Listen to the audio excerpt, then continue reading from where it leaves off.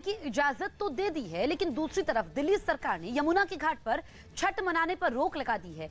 यही नहीं, यमुना के घाटों पर जगह जगह पुलिस की तैनाती की गई है ताकि छठ व्रतियों को यमुना किनारे पहुंचने से रोका जा सके। यही वजह है कि बीजेपी ने दिल्ली की अरविंद केजरीवाल सरकार के खिलाफ मोर्चा खोला। पश्चिमी दिल्ली के बीजेपी सांसद प्रवेश वर्मा ने तो मुख्यमंत्री अरविंद केजरीवाल को चुनौती देते हुए ये तक कह दिया कि वो यमुना घाट पर ही छठ पूजा मनाएंगे और मुख्यमंत्री रोक सकते हैं तो रोक ले। लगे हाथ बीजेपी सांसद मनोज तिवारी ने भी दिल्ली सरकार पर जमकर हमला बोला। जहां एक तरफ हम सभी इस महापर्व को मनाने के लिए तैयारियों में जुटे हुए हैं, वहीं दूसरी तरफ जो दिल्ली के मुख्यमंत्री हैं अरविंद केजरीवाल, वो हमको कोई परमिशन नहीं दे रहे।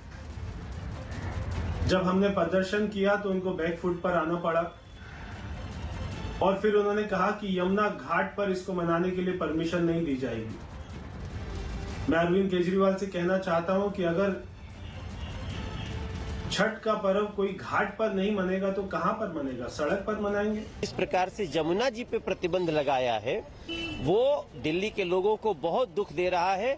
मैं समझता हूं कि इस आस्था पे चोट लगाने को लोग नहीं मानेंगे और लोग यमुना तट छठ करेंगे।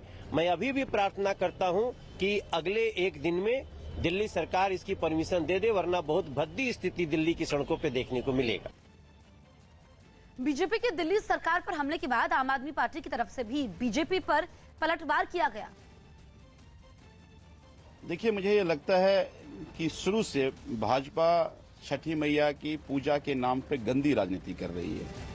पहले डीडीएमए को पीछे से एलजी साहब को कह करके दिल्ली में छठ पूजा ना उसकी पूरी कोशिश की। फिर जब दिल्ली के मुख्यमंत्री आदरणीय अरविंद केजरीवाल जी ने चिट्ठी लिखा कि दिल्ली में जो पूर्वांचल वासी हैं उनकी छठ पूजा हो पाए और इसकी व्यवस्था की जाए, तो फिर यह आदेश आया कि दिल्ली में छठ पूजा होगा।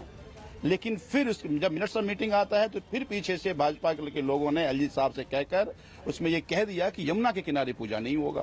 देखिए, भाजपा का अहंकार इतना ज्यादा है, तीन विधायक, एसीपी, एडिशनल डीसीपी, एसडीएम सब कह रहे हैं कि भाई छठ घाट बनने दो, लोगों की आस्था का सवाल है, पूर्वांचलियों की आस्था का सवाल है, वो कह रहे हैं नहीं बनने देंगे। ऐसा कौन सा अहंकार है जिसके आगे वो इस प्रकार की बातें कर रहे हैं?